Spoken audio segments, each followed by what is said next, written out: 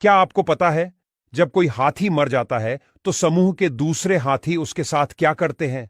मरे हुए हाथी के साथ कैसा सुलूक किया जाता है, यह पूरी प्रक्रिया जानकर आपकी आंखों से आंसू निकल आएंगे। जब एक हाथी मर जाता है तो उसके परिवार और अन्य समूह के हाथी मृत हाथी के शरीर के आसपास इकट्ठा होते हैं और अपनी सूंड से मृत हाथी को टच करने लगते हैं। लेकिन हाथी ऐसा क्यों करते हैं? इसके पीछे की छुपी हुई वजह आगे जानेंगे, किंतु पहले हाथियों की यह बात जान लीजिए जो शायद ही आपने सुनी होगी। हाथी का बच्चा अपनी मां के पेट में 22 महीने यानी तकरीबन 2 साल तक रहता है।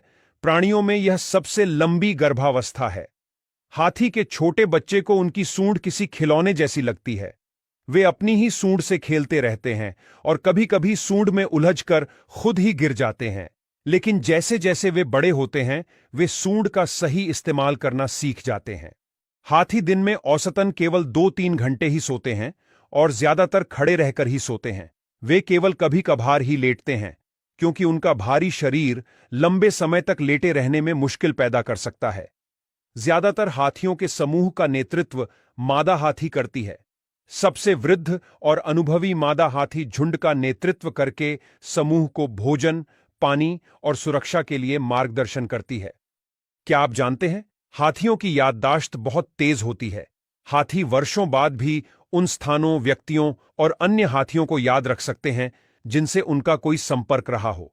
कभी कभी हाथी ने बचपन में अपने मालिक को युवानी में देखा होता है और कई सालों बाद अगर वह मालिक थोड़ा बूढ़ा भी हो जाता है तो भी हाथी उन्हें पहचान लेता है। अब बात करते हैं हाथियों की ऐसी ताकत के बारे में जिसके बारे में आपने कभी नहीं सुना होगा। यह बात आपको पसंद आए तो पेज को फॉलो जरूर कर लेना। हाथी अपने गले के नीचे मौजूद वोकल कॉर्ड्स का उपयोग करके एक इंफ्रासाउंड उत्पन्न करते हैं। इंफ्रासाउंड एक ऐसी आवाज होती है कि इंसानी कान इसे सुन नहीं सकते, क्योंकि इसकी आवृत्ति 5 से 20 हर्ट्ज से कम होती है और इंसान कोई आवाज तभी सुन सकता है जब उसकी आवृत्ति 20 से 30 हर्ट्ज होती है। यानी हाथी इस तरह की आवाज उत्पन्न करते हैं जो 5 से 20 हर्ट्ज की रेंज में होती है, और यह ध्वनि हवा के साथ साथ जमीन के माध्यम से भी यात्रा कर सकती है। हाथी के पैरों में विशेष संरचनाएं होती हैं जो जमीन से आवाज के कंपन को पकड़ सकती हैं और उन्हें मस्तिष्क तक पहुंचा सकती हैं।